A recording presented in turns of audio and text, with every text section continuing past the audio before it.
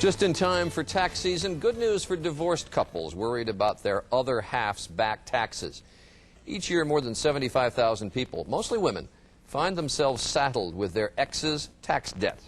The IRS calls them innocent spouses, and in some cases will overlook the debt, but until recently, qualifying for that relief was virtually impossible. This year, thanks to the efforts of women like Elizabeth Cockrell, a new law is making it easier. Cockrell, who founded Women for IRS Financial Equity, is joining us, along with her tax attorney, Jay Freireich, and it is good to have both of you with us. As so often is the case, reform comes out of a horror story, and I gather you got saddled with all kinds of debts that your ex-husband had accrued. Yes, I'd been married very briefly 20 years ago, actually 1979, and a good decade after my brief marriage, I found out that due to tax shelters my ex-husband had been involved in during our marriage, actually taken deductions during our marriage, that I was liable for over $500,000 in back taxes for something he had done well after the divorce. Why did they come after you and not go after him? And many people ask that, and generally the woman is easier to go after. Most women in a divorce end up with custody of the children. I guess that's changing a little bit. And they're also awarded the one sole large marital asset, which is the home. And so the home is easiest to find, and generally the woman stays in the same state where she had been living before. So all of a sudden they show up on your doorstep, say, you owe us $500,000 you didn't know anything about. Exactly. And your reaction was, whoa. Yeah, there has to be something wrong here. Surely they'll see I had nothing to do with these tax shelters. They were done before he even met me. Took it through the courts? Yes. And you lost it every round? Yes, I did. I went all the way to the Supreme Court. Because the law specifically said the IRS had the right to do this? Yes, it was a very old law. It was over 60 years old. That's one of the reasons I thought we need to change this.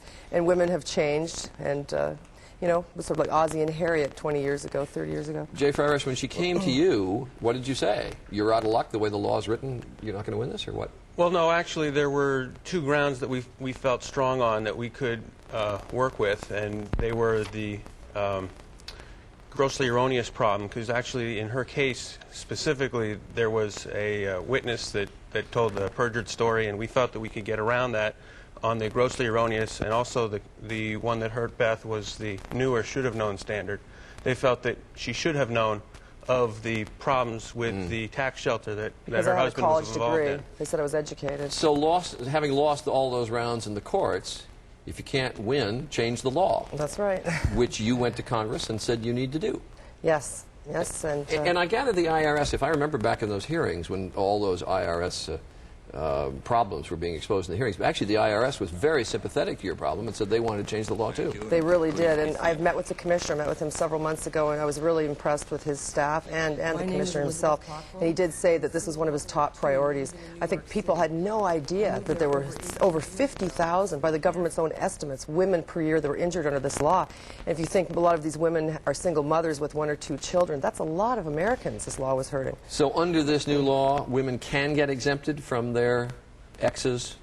Absolutely, especially for their exes. If you're either divorced, separated, or you've been living in a separate residence from your spouse for at least 12 months, there's a new election that's available now called separate liability, where you can simply say that if there's any new tax owed that you didn't know about before, and it's the fault of the other guy, usually it's the husband, then you just file this election.